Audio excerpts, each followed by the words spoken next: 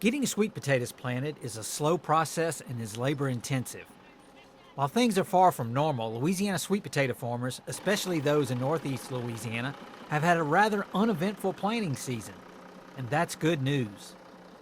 Weather's been perfect. I mean, it's been cool, cloudy, overcast.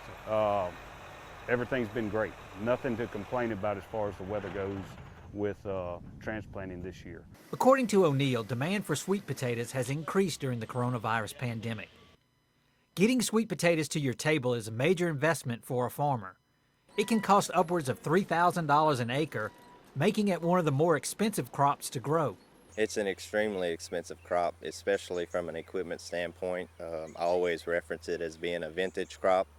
There's very limited technology, very specialized equipment. Louisiana has two different regions that grow sweet potatoes.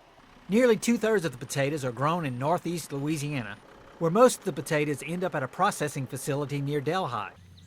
The other areas in south central Louisiana, where potatoes are primarily grown for the fresh market. We're probably looking upwards of 2,400, which historically is going to be down in terms of acreage. In the 1980s, the sweet potato variety Beauregard was released by the LSU AgCenter.